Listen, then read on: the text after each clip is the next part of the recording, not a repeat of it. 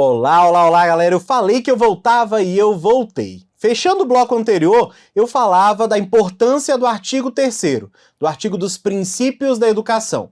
E é por isso que, para começar essa aula, eu vou revisitá-los. Mas vou revisitá-los com uma única palavra. Será que você que está aí vai conseguir lembrar do princípio inteiro com uma única palavra? Tenho certeza que sim. A partir de uma única palavra, você lembra do princípio inteiro e você vai ver como é fácil depois resolver qualquer questão de prova a partir disso. Foi essa técnica que eu usei para eu aprender todos os princípios. Agora tenho certeza que você também vai aprender. Então, dá uma olhada na tela para a gente começar aqui a nossa conversa. Princípios da educação. Relembrando, estes princípios estão aonde, professor Carlinhos? Estão lá no artigo 3º da lei, tá bom? E, professor Carlinhos, quais são estes princípios? Vamos lá. É o princípio da igualdade, que é o quê? Igualdade de condições para acesso e permanência. Aí nós temos o princípio da liberdade, que é a liberdade de cátedra, a liberdade de aprender, ensinar, pesquisar e divulgar, a arte, a cultura, o pensamento e o saber. Aí nós temos o princípio do pluralismo, da variedade, do pluralismo de ideias e de concepções pedagógicas. E aí o princípio da solidariedade humana, o princípio do respeito à liberdade e do apreço à tolerância. Depois, o princípio do existir juntos, o da coexistência, eita, professor Carlinhos, coexistência das instituições públicas e privadas. Depois, professor Carlinhos, a gratuidade. A gratuidade do ensino público quando ministrado em estabelecimentos oficiais. Depois, professor Carlinhos, aí a valorização. É a primeira das valorizações, porque nós temos duas, tá bom? Aqui é a valorização de quem? De quem atua. A valorização dos profissionais da educação escolar. E aí, acrescendo, chegaremos agora à gestão democrática. Princípio da gestão democrática do ensino público, de acordo com esta lei e com a legislação dos sistemas de ensino. O nono é o princípio, novamente, da valorização. Acho que é na ordem é valorização. Gente, eu não lembro a ordem, tá? Essa é uma coisa legal, tá? Não, é da garantia. É a primeira garantia que nós temos. É a garantia de qualidade, de um padrão de qualidade, que deve ser tanto para as escolas públicas quanto para as escolas privadas. E agora sim é valorização. Valorização, só que agora não é dos profissionais, é da experiência que o aluno tem de fora da escola. A experiência extraescolar, das experiências já constituídas. Ok? O princípio de número 11 é o princípio da vinculação. Vinculação da educação escolar, do trabalho e das práticas sociais. E aí eu vou mudar a nossa cor aqui para chamar a sua atenção, para você relembrar que estes aqui foram princípios adicionados posteriormente. O 12º foi o princípio da consideração. Consideração com o quê? Com a diversidade étnico-racial no nosso país. O princípio de número 13 é novamente princípio de garantia. Garantia do direito. De quê? Do direito de educação e do direito ligado à aprendizagem ao longo da vida. Fechado? E, por fim, e não menos importante, acrescido aí em 2021, o princípio do respeito à diversidade humana, linguística, de quem? Dos deficientes auditivos, surdos ou surdos cegos. Esses são os princípios da educação, revisitando algo que nós conversamos lá na primeira aula, na nossa primeira aula do nosso curso de Lei de Diretrizes e Bases da Educação Nacional. Agora, nós vamos falar do direito à educação e do dever de educar. Aqui moram, gente, as garantias do poder público. Aquilo que ele tem que fazer, que ele não pode deixar de lado. Então, muito cuidado, porque o artigo 4º também é um dos queridinhos, tá bom? Artigo 4º, garantias do poder público ou deveres do Estado, estão aqui. Vamos lá então para o primeiro, que é o que mais cai. Ele é de 2013, esse texto, já foi atualizado. É a oferta da educação básica obrigatória e gratuita. Ó, este termo aqui, ó, educação básica obrigatória e gratuita, ele cai recorrentemente na prova. E aí ele vai dizer quem é educação básica obrigatória e gratuita. É aquela ofertada dos 4 aos 17 anos de idade. Neste percurso, entre 4 e 17 anos, eu vou atender a pré-escola, aos alunos de 4 aos 5 anos. O ensino fundamental, que vai se iniciar aos 6 anos e vai até aos 14 anos. E o ensino médio, que vai começar aos 15 anos e vai até aos 17 anos. Então, ó, eu vou de 4 anos de idade até os 17 anos. Então, eu fico com a pré-escola, o ensino fundamental e o ensino médio. E o que eles gostam de cobrar? Eles querem acrescer a creche aqui, colocar a creche como obrigatória. Isso é uma verdade? Não, isso não é uma verdade, já que a creche não é obrigatória. A creche, ela é apenas o quê? Apenas ofertada de maneira gratuita. E eu não vou ter uma vaga de creche para todas as pessoas porque ela não é obrigatória. Mas a partir dos 4 anos, o Estado tem a obrigação. Então aqui é uma obrigação. Qual é essa obrigação, professor Carlinhos? Uma vaga para cada criança ou adolescente. Então, a partir de 4 anos, se vira, Estado, uma vaga para uma criança. Ah, professor Carlinhos, não tem vaga. O Estado deveria garantir esta vaga. Se ele não garante, era a responsabilidade dele. Ele poderá responder porque não deu o acesso à educação básica, obrigatória e gratuita, que é dos 4 aos 17 anos de idade. Então, a regra é uma vaga para cada criança. Ah, mas aquela família é uma família que possui condições de ofertar a educação em escola privada e ela fez essa opção. Ok, o Estado não vai precisar daquela vaga, mas se aquela família quiser, sim, ela pode usar do poder público para garantir a educação ao seu filho, ao seu ente que está ali na escola privada. Ele pode transferir para a escola pública e é dever do Estado garantir aquela vaga, aquela matrícula, a partir dos 4 anos de idade. Entenderam, então, o primeiro dever, a primeira garantia, educação básica, obrigatória e gratuita, dos 4 aos 17 anos de idade. Qual é a forma de organização? Pré-escola, ensino fundamental e também o ensino médio. Cuidado, não confunda, já que a segunda garantia, o segundo dever do Estado é a educação infantil gratuita. Vamos ver como é que isso se organiza? Olha aí, ó, o segundo diz o seguinte, ó, educação infantil gratuita, e somente isso, gratuita até os 5 anos.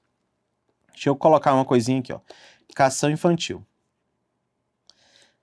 Ela vai se dividir em 2 fases. A creche, de 0 a 3 anos, e a pré-escola. O que ele disse? Que as 2 são gratuitas. Ok. E você vai questionar alguma coisa? Não, são gratuitas. Lembrando que a pré-escola, segundo o inciso 1, que a gente já viu, além de gratuita, também ela é obrigatória. Só isso.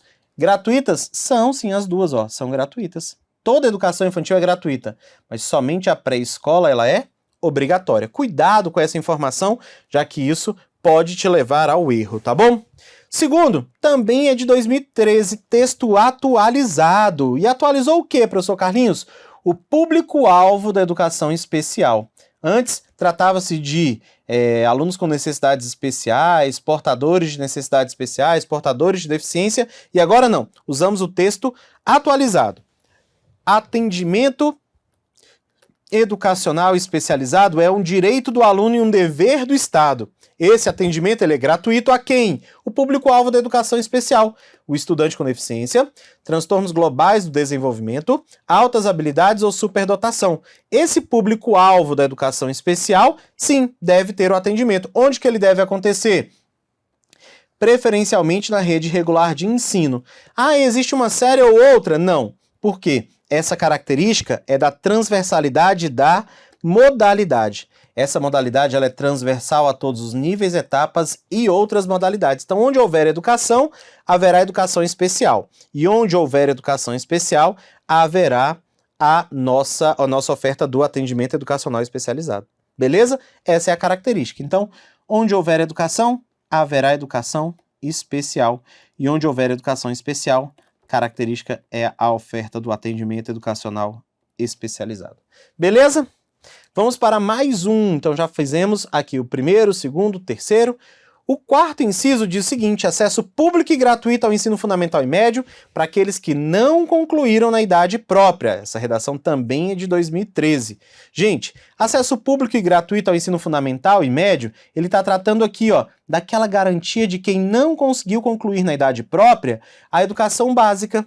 Então ele resgata e diz: quem quiser estudar, eu tenho uma modalidade e eu vou garantir um acesso público, todo mundo vai poder acessar de maneira gratuita. Ele falou obrigatória?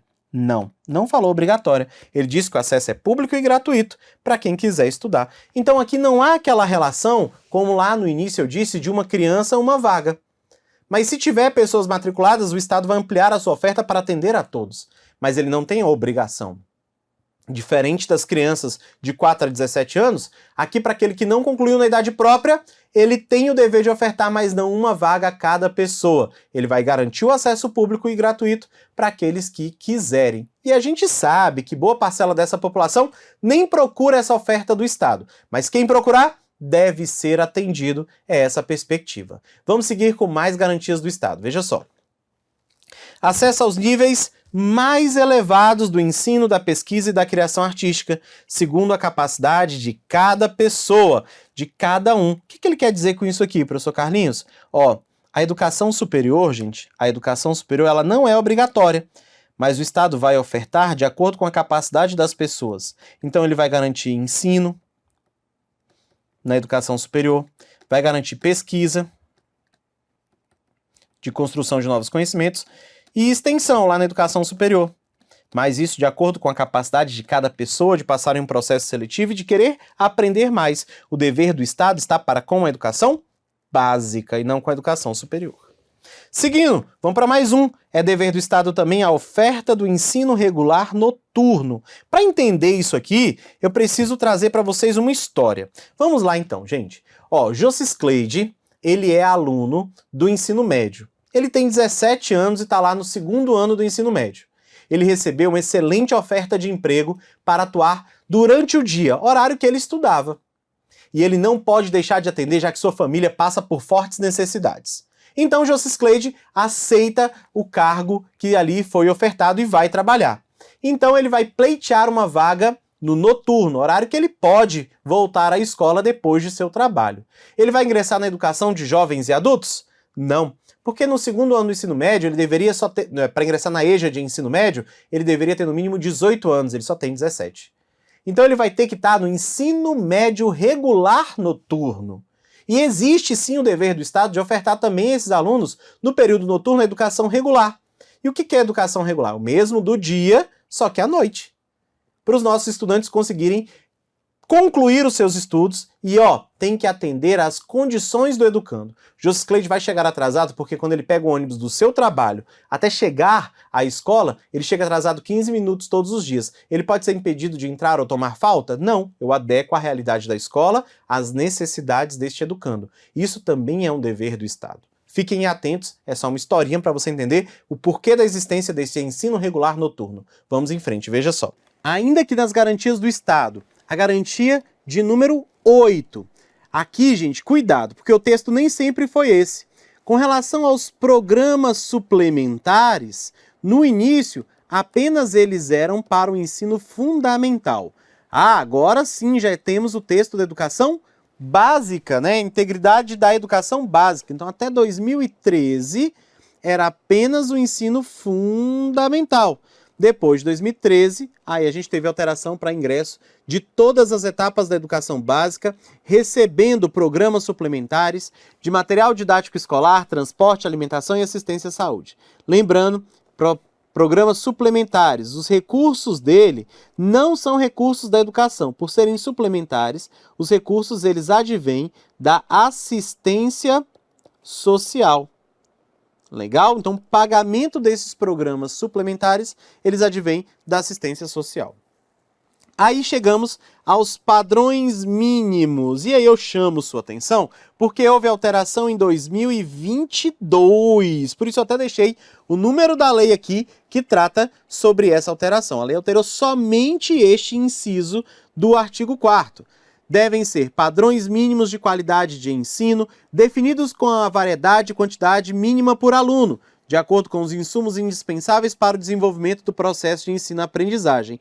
Até aqui o texto já existia e já tratava ele, gente, do custo aluno-qualidade. Já é algo que era definido pela União, que faz um estudo sobre os indicadores e valores que vão ser investidos em educação. Só que ele trouxe aqui uma forma de deixar mais específico. E veja só, ele disse que este padrão mínimo é adequado à idade, às necessidades específicas de cada estudante, a provisão de mobiliário, a provisão de equipamentos e ainda a provisão de materiais pedagógicos apropriados. Quando for definir o valor de investimento no aluno, ele vai ter que considerar todas as especificidades de sua idade, suas necessidades e o ambiente escolar e material que é necessário. Então, é isso que a gente vai fazer para a definição dos padrões mínimos, que são garantias que o Estado precisa ter de oferta para a educação. Tranquilo? E aqui também, o inciso de número 10 e último aqui, é preciso lembrar que ele é diferente do ECA.